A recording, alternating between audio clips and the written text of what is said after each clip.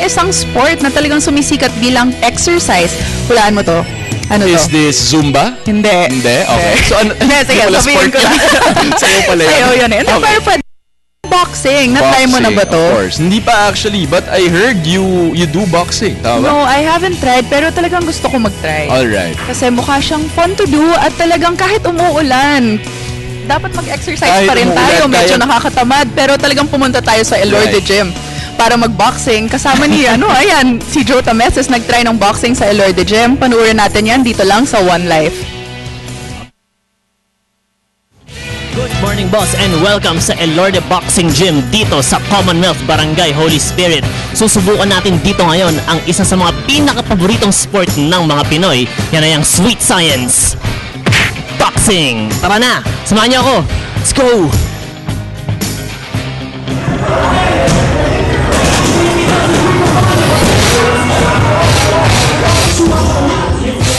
Kasama natin dito si Sir Gilbert, ang manager nitong Elorde Boxing Gym. Good morning, sir. Good morning din. Sir, tingin po ba ninyo malayo pa ang mararating ng mga Pilipino pagdating sa boxing? Sa boxing may pag-asa tayo kung sa gold medal at sa ibang kasi kumpara sa boxing timbangan, di katulad sa basketball, yung kalaban, ang center natin point guard lang nila. Sa boxing, timbangan yan. Marami tayong champion ngayon, mas marami pa tayo pagka hubugin lang, mas pondohan ng boxing. Magiging flexible yung katawan nyo, mabilis magpapayat, at higit sa lahat magiging mas may kumpiyansa kayo sa sarili. Hinihingi kong tulong ng suporta sa boxing, lalo na sa mga international competition dahil dyan magmumula yung gold natin, unang-unang gold sa Olympic. Salamat, kuya. So kuya, bakit boxing ang napili mong sport? Mas gusto ko mag-boxing kasi mas marami akong kaalaman na matutunan, marami akong mga more experience. Kaya gusto ko rin malaman kung hanggang saan yung kaya ko bilang boxer. Ano-anong disiplina ang kailangan matutunan ng isang boxer? Bilang sa amin, bilang boxer, kailangan kasi namin ng pag sa labas kami, hindi namin pinapaalam na kung sino kami. Hindi namin pinagmamalaki kung sino kami. Siyempre, pag boksingero, bawal ang bisyo. Kaya po, bawal po sa amin yung manigarilyo, bawal po sa amin ang uminom.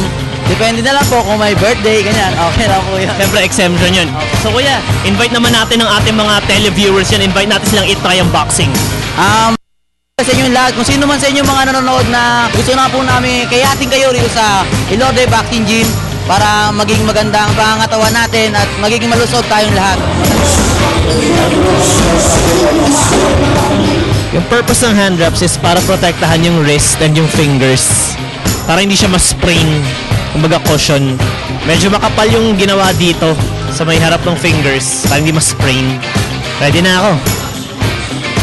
Kasama naman natin ngayon si Kuya Tata at siya magtuturo sa atin ng step by step. Good morning, Kuya Tata. Unang gagawin natin is stretching para uminit yung katawan natin para maganda yung pawis natin.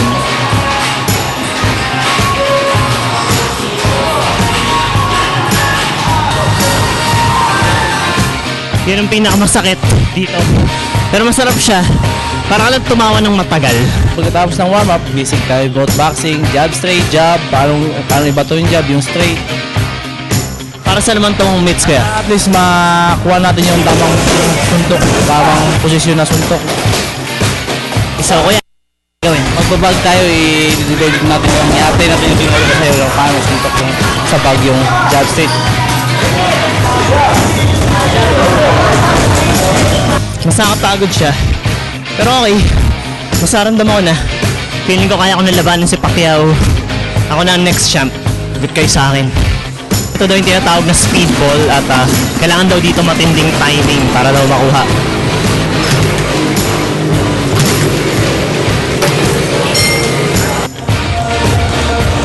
Sa mga naghanap ng magandang sport, lalo na kung gusto niyo ng medyo contact sport, try nyo boxing, maganda to.